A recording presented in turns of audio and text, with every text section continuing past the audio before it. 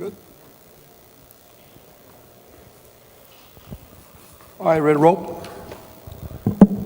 Okay, again, going back wrapping up from last week, didn't come out and start clean, ready to play.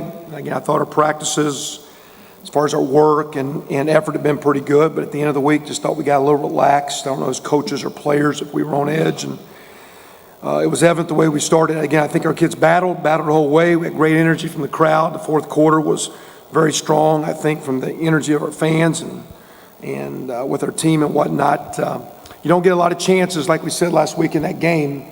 You know, we really had 8 offensive possessions. We took a knee with 7 seconds left in the first half. So you had 8 opportunities. And when you play that style, because the clock's moving with all the run they do, if you don't get the stops, you don't get the ball back, or if offensively you have an error and you don't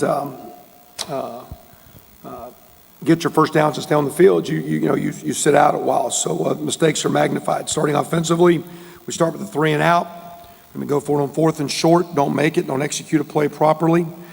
Then the next 6 times we have 10-plus play drives, 5 touchdowns and a pick on the 10-yard line. So after that, you're pretty clean. Because at 2, you don't get quick strikes the way they play. They play that bend but not break. Everything's in front, so they make you snap it again, make you snap it again, make you snap it again. And if you don't execute cleanly, you don't score those points. So again, there was a lot of positives just except for those first 2 drives, getting in rhythm, getting started. Defensively, we can critique all that when we want to, but again, they make what I think a 1st and goal on the 1 goal line stand, forcing them in the second quarter, I think it is, or it might have been the end of the first quarter, to kick a field goal. If they don't make that play, we don't have a chance at the end if they don't make those plays. We got a 3rd and 7 call where we get a PI, pass interference, competitive play. We don't get the call. That happens. After that, they have an intentional grounding at 2nd and 20, and we let them off the hook. And so that drive, you had 2 chances there to, quote, get 1 stop in what ends up being a 1-possession game, and that's the style of that game. They converted twice on 3rd and 8 in the 4th quarter when it's a 1-possession game. And again, give those guys credit. They made the plays. We were close, but weren't able to make the play. Overall, I think, again, we got to continue offensively. Got to get better across the board. Our run game wasn't very good at all.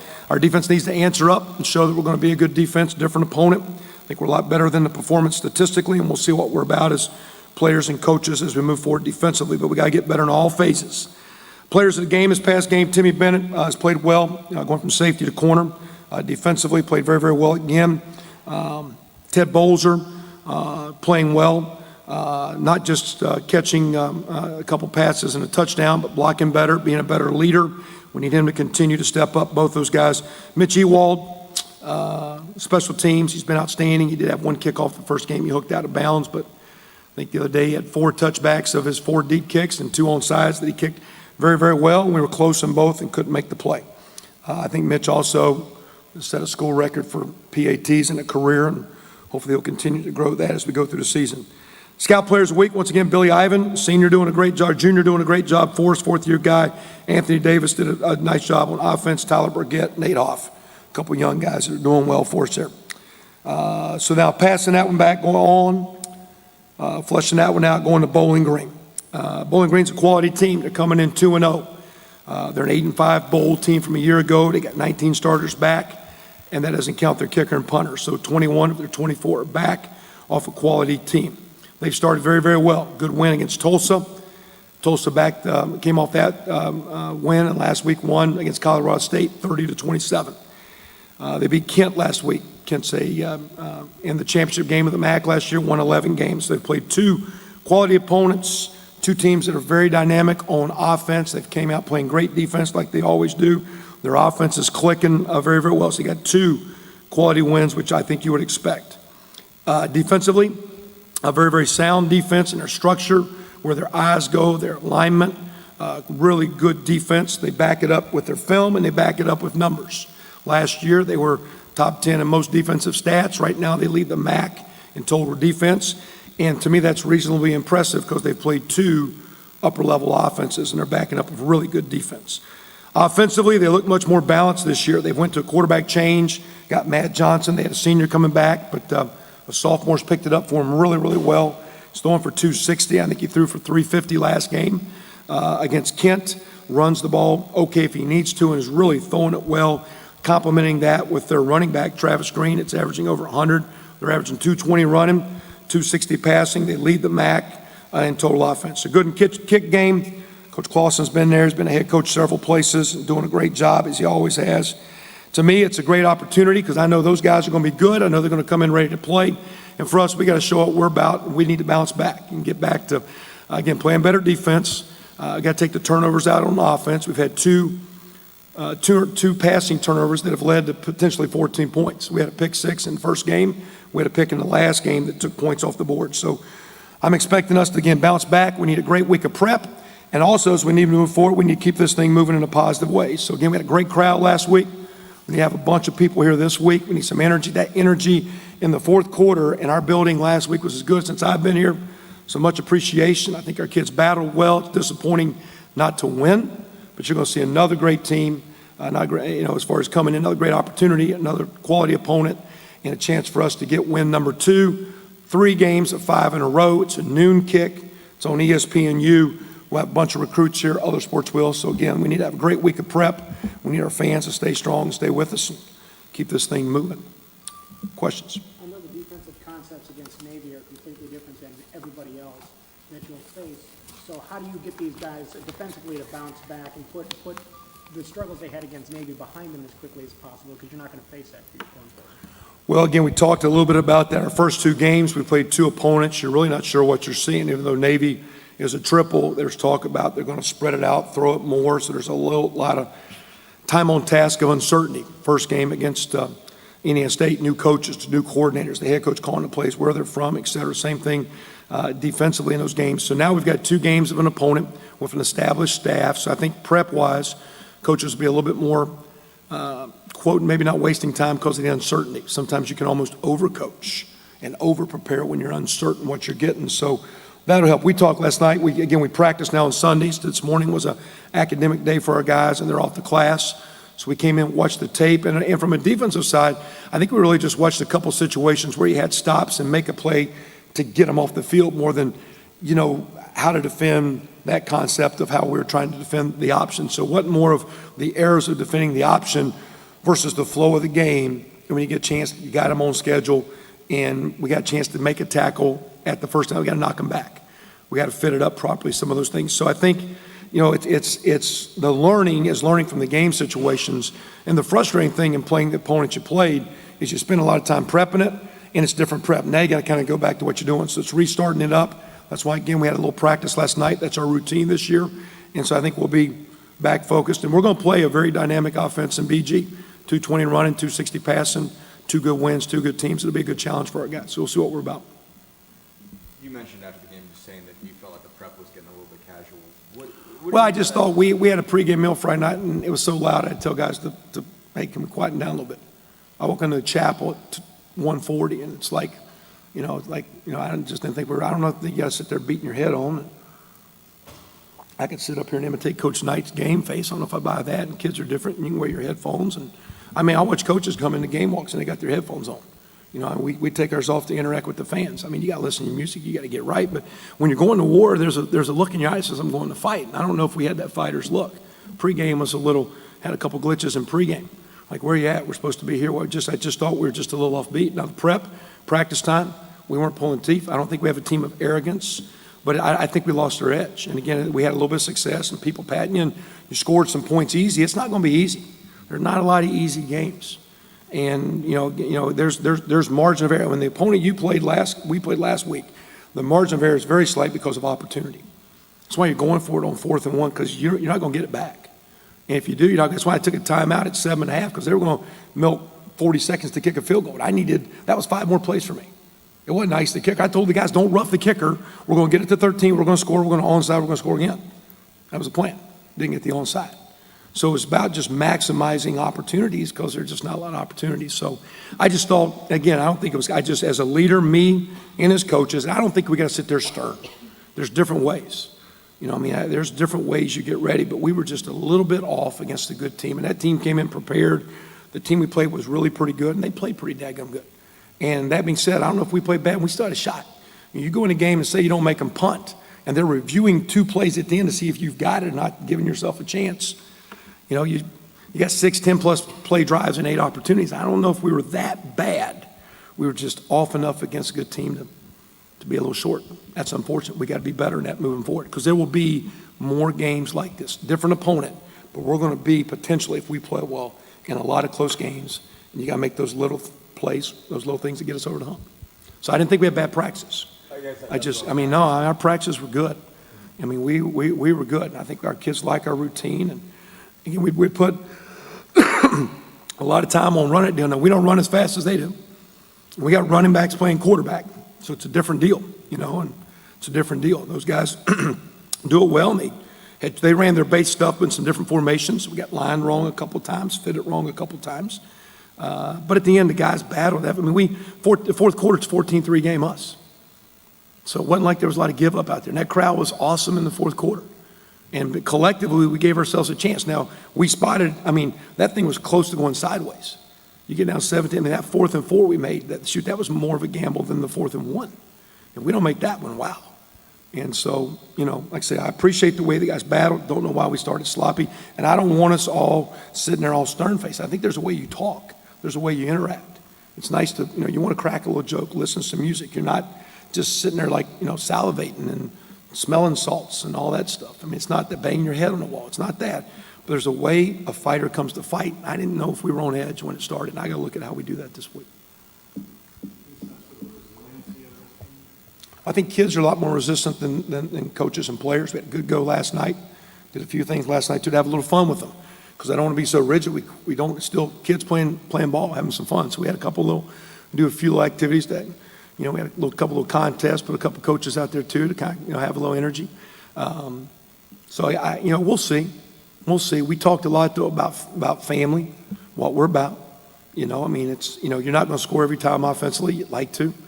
You like to stop them all the time. You're not going to. I think we're still like 25% on 3rd down D. We got to create some turnovers. I think we've created none last game. You know, what they do, we got to create some turnovers. We got to create some negative plays. You know, first game we had a lot of 0 and negative plays. Last game, none. So, but I think our guys, we'll see. We've really talked specifically to our group of 12 and what they're doing in making sure that off the field we're positive, and on the field, what's our standard of practice, and what's our body language, and what's our vibe. We'll see as we go. So it's a great opportunity to see what we're about, see how far we can. What does Trey do differently in practice that he's not doing in games to make you start him like they make it? Well, again, we're going to get some runaround stuff in the last couple games with edges, you know, and again, you know, it's play. I mean, shoot, his first drive, we got 2 play calls. He's got scramble because protection breaks down. Because his line, I mean, quarterbacks look good when everyone around them looks good. Play calls, dynamics, he misses a bubble throw. Then we run it twice, had a chance maybe to pitch another one out, he didn't. And then, like I say, then, you know, Nate came in, first play was 12-play drive, and then we scored. 12 play with the pick, and then we scored. So, yeah, we'll see how, you know, as it keeps going, it's kind of, you know, I mean, shoot, for what it's worth, last night Cam was his best night, but it's really kind of been Trey and Nate going through it and trying to take advantage of, but again, we're not going to be a Wildcat team. Trey can make all the shots he's going to, and you can see we're going to run Nate. So we're going to kind of keep doing what we're doing, and I don't know if one of those guys is independently dynamic. I think collectively we could be better. We'll just see how the week goes. I mean, I think Nate's had only 1 or 2 drives, including the interception on Saturday, that haven't resulted in touchdowns when he's led the offense. What's allowed him that efficiency in both games so far this year? One, again, I mean, yeah, he's played well, but again, it's everyone else. So, I mean, we overcame last game with him a couple holding calls. We overcame a couple drop passes, still scored. Sometimes, you know, we're going to continue to play against more veteran, stronger, faster defenses. Those plays would haunt him. So those stats can be skewed. We've yet to give up a sack. Last game, our quarterback was running around way too much. He got pressured, and he got hit, and he got flushed way too much. We've got to clean that up. So you can look at a stat and say, hey, that looks pretty good. When you look at tape, that tape doesn't lie now. You know, you can skew stats, good and bad. So, you know, Nate's gotten in games. He's played well, but again, he's got some nice parts. The other day with play calling, and with the other parts, you know, Trey maybe didn't get the cards didn't come his way, and it wasn't his fault. It's just play call and execution of a lineman breaking down, or, you know, I miss a shot a little bit or whatever. You know, we just didn't get in rhythm early, and that wasn't his fault. And why did he get benched? We didn't score 0 for 2, and it's time to. They wouldn't get benched. We just took the guy and put the next game. I mean, Tevin Coleman comes out and Steven goes in. Is that benched?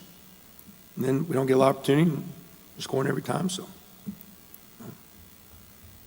It sounds like they're not prepared to name a quarterback starter yet. Were you? Somebody will go out there. What's that? Somebody's going out there. Someone's gonna go out there. Will that be probably announced not till Saturday like the last couple of? I don't know. I mean, we scored 15 touchdowns. You know, Trey's passing efficiency is higher than Sudfeld's. So, I mean, the offense has to play better, too. We need to block better, too. You know, we had some drop passes. We had 4 holding penalties. You know, we got to keep pushing to get better. We're young. We ain't figured it out. Those guys are good players. And we're going to keep doing our process, the way we work. When we came in last night, he had a good day. Those guys were here this morning. We got them loose, got them awake. They went to study hall. Now they're in classes. They'll come back tonight, eat dinner, and we'll show up tomorrow and get rolling. We have a lift tomorrow and get them going. So they're just going to keep working. They better. But I don't know if it's, again, we got to play better. You know, we're 1-1. It's not what we want, and everyone's got to play better. I mean, the guy that you guys think's pretty good, he had a pick that he should have been throwing the other side for a touchdown because he made the wrong read and he threw a ball he shouldn't throw. Try to get greedy and fit one in there. He throws the other side, there's 7 points. So we're human. They're kids. They're pretty good too. When you have a player like Mitch, the weapon he has in terms of special teams, both on kickoff and field goal extra points, how invaluable is that? It's really good. You can take it for granted, you know, like a long snapper, you don't have one, or holder. He's he's a good leader, and he's a football player. He interacts well with the team, does a lot of things with the guys, and like I say, he works at his craft very, very hard, and he sets a good standard, and I think our kicking, since I've been here, not just him, I think our specialists have gotten better, and I think it's because he has a lot of personal pride. He does a great job for us. How confident are you in terms of length of field goal? You always ask him. Most games, he's typically good 50-ish, you know, and he can go 50 a little bit more with, you know, win for him. He can push 54-5 if you got a little bit against him. You know, he's a high 40 guy. He's around 50 just based on elements and wind and whatnot. Defensively, after a game like that, are there adjustments that you feel need to be made, or do you just have to, as you might say, do what you do better? Well, again, we've got to continue to play better in line of scrimmage. Fundamentals need to be better, even though it's a different scheme deal, but just playing, you know, getting off blocks, not getting cut, getting guys on the ground, tackling better. And like I say, there's just a completely different thought process. That's the tough deal of that team is, one, it's hard that week, but the key thing is how can we get back into now how to attack a little bit more of a standard spread team. It's going to run a bunch of, you know, zone read and counter and power and move the pocket and shots. And so now you're just changing your gears. So it's kind of like you wipe the mental thought back and getting back into what your normal alignments are. And, for the most part, again, the first game, we can talk those points all we were, but I think we were, 10, 11 times 3 and out, caused 2 turnovers. I think we had 12 drives that were 4 plays or less. I think they converted 3 of 16 third downs in a standard deal, you know, and you can say it's an FCS opponent, but low standard. Last game, we only had 7 plays that were 0 or negative plays, 2 incomplete passes, and I didn't count the knees when they took a knee and stuff.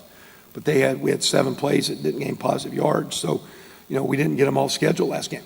And when we did, 2nd 20, 3rd and 8, 3rd and 8, they still got the first down. There's a little bit of the ball game right there.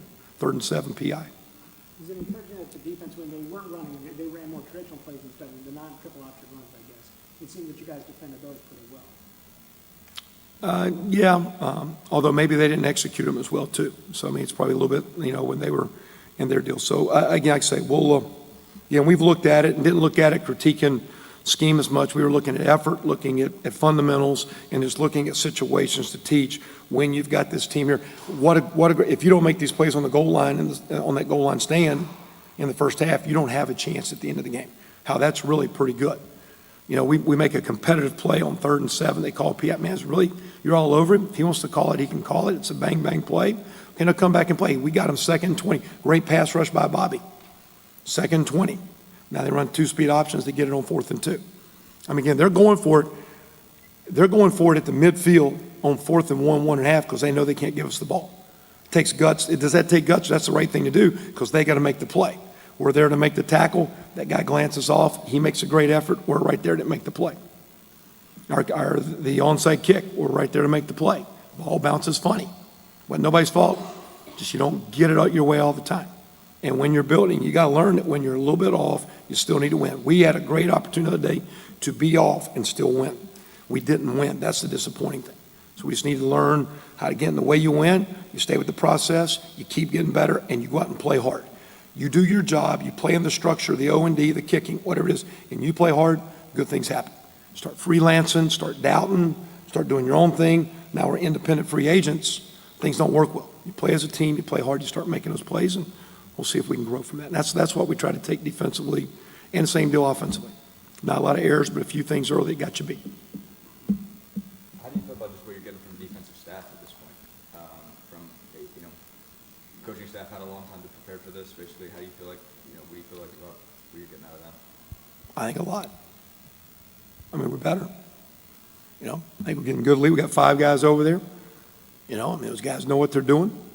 And we put, like I say, sometimes you make a play, don't you? Can always change. Every time. The reason I think that we can positively coach our guys pretty hard is we put a lot on ourselves. So again, I'm looking like, what did I do into Thursday and Friday? We're a little bit more loose in our walkthrough, a little more chattery. Now, I don't want them stiff and rigid, but so again, you're always critiquing yourself. And our coach, I've heard our coaches last night, hey, all of us say it starts with us. We're going after the game. We have to coach better. Our kids are working hard. Our kids are playing hard. And we got to continue to learn, put them in better spots. In that option deal, at the same time, they made enough plays and they had a chance that they're reviewing plays, and we're saying we didn't play that well. So we'll see. Again, it's a tough opponent. I know a couple years ago we're a BCS team, and we're hanging on to beat Air Force 24-21. And we're hanging on for dear life, and the head coach says never play a team like this again.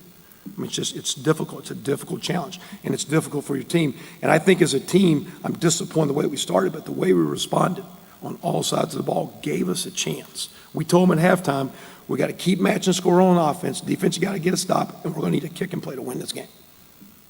That was said at halftime before we went out. We're playing deuce offense. You got to match score. Defense, get us a stop, and somebody's going to have to make a kick and play to win this sucker. Didn't know it was going to be the onside opportunities, but that's kind of how it played out. Next time we'll make those plays. These kids will bounce back. We've got a tremendous challenge this week with Bowling Green now. These guys they're a good football team now, and they're coming in. I know I've been coaching that league for 9 years. Those kids are all Midwest kids, or they're out of the Florida region where a lot of those teams go. They all get phenomenal knowledge of Big Ten. It's a great opportunity for them. They have several guys that would be pro-type players in time that use this as an opportunity to brand their game. Last year they played Virginia Tech on the road. They played Florida 24-7. They won't come in and press. They'll come in ready to play. They'll come in capable of winning, and we're going to need a good week across the board. We need a great week from fans and keep building, getting better. Let's go get the next one here. What is different about Bowling Green with the new quarterbacks? What are they doing altogether different? Same stuff. He can move a little bit. They're not a big running team with him, but really throws it well. Live arm, good zip. Management looks very calm and very composed. Their line's very good. He got a really good tight end. Very impressed with him, and the backs run well. So they're a pretty solid offense. Running and throwing it the way you do it always starts with a good line. Quarterback's a really good manager. Been very impressive. He throws it strong. It really has a calm demeanor. Running backs have all. They played a couple backs. Like I said, they got a good package. They're doing really, really good. Defensively, I think they were top 10 scoring in total last year. What makes them as good as they are? Obviously, they lost a couple big guys from that group, but are they still as good? Structure sound like one. Their whole team is a strong football team. Do a great job in weight rooms. So even though you can say they're not going to be 6'4", they're going to be 6'1" or 6'2", but they're going to be stout and strong and physical. Lines of scrimmage always have been. It's the niche of that league always being good. They're a little bit better in the line. They're just not 6'5", but they're strong, mature, tough guys. They really cheat the box very, very well. They understand their structure, the linebackers and safeties, where their eyes go, who they got, and keys that mean show up and be extra guys on the running game. That gets then, and they'll mix their coverage. They're going to go from quarters to rotating coverage to man. So it's a very solid 4-3, cover 4 deal. Their coaches know what they're doing. And the reason their coaches know what they're doing, you watch their kids know what they're doing. Their eyes are where they're supposed to be. They hit their gaps. They play salty. They play sound. They're a solid, good defense. Anything else? Thanks. Really good. You come in a game, you get all those cut blocks that they do, and came out of the thing good. I think Eckert practiced last night. He's been close coming off the little thing he had with just a bad back. Ryan Thompson's going. We're still kind of Alex Todd, getting him. Is he going enough to hit? So he's close. But as far as nick-ups, Bernard Taylor got an ankle sprain. We'll see how that goes during the week. That's it. Thank you.